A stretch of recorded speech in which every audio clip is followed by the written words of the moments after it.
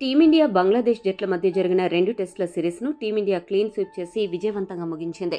ఇక అక్టోబర్ 6 నుండి 3 టీ20ల సిరీస్ జరగబోతోంది. దీంతో బంగ్లాదేశ్ జట్టు ఇండియా పర్యటన ముగుస్తుంది.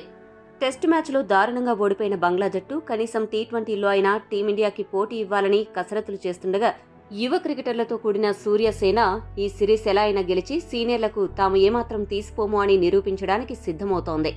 ఇక ఇరు జట్ల మధ్య మొదటి టీ20 మ్యాచ్ గ్వాలియర్లో కొత్తగా నిర్మించిన మాధవరావు సింధియా క్రికెట్ స్టేడియంలో జరగబోతోంది. Madhavrao Scindia cricket stadium pitch నివేదికని గమనిస్తే ఈ మైదానం సాధారణంగా బ్యాటింగ్కు అనుకూలిస్తుంది. ఈ ప్రాంతంలోని ఎర్రనేల కారణంగా పిచ్ పై బౌన్స్ మరియు స్థిరమైన పేస్ ఉంటుంది. హై స్కోరింగ్ మ్యాచ్లకు అనువుగా ఉంటుంది అని తెలుస్తోంది. అయితే కొత్తగా నిర్మించిన 9 పిచ్లతో ఈ పరిస్థితులు కొద్దిగా మారవచ్చు. ప్రధానంగా పిచ్ బ్యాట్స్మెన్ కు అనుకూలంగా ఉన్నప్పటికీ ఈ పిచ్ స్పిన్నర్లు మరియు సీమర్లకు కూడా సహాయం చేసే అవకాశాలున్నాయి. దీంతో బ్యాట్స్మెన్, బౌలర్లు ఇద్దరికీ సమాన అవకాశాలను ఈ పిచ్ సృష్టిస్తుంది అని నివేదికలో పేర్కొనడం జరిగింది. ఈ నేపథ్యంలో మొదటి టీ20 మ్యాచ్ ఆడబోయే టీమిండియా ప్లేయింగ్ 11 ఎలా ఉండబోతోందో ఇప్పుడు చూద్దాం.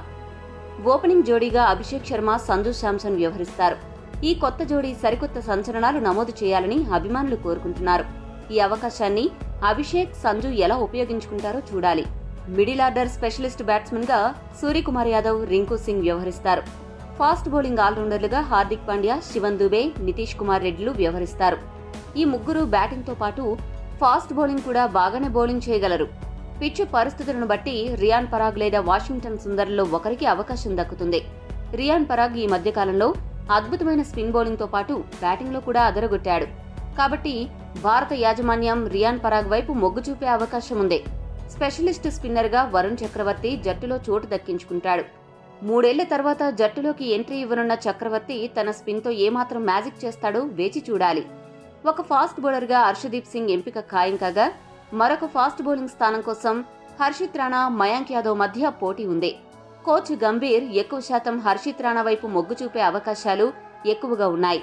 మరి ఈ తుది జట్టు ఎలా ఉందో మీరు కామెంట్ చేయండి. మరిన్ని స్పోర్ట్స్ అప్డేట్స్ కోసం మా ఛానల్ ను సబ్స్క్రైబ్ చేసుకోండి.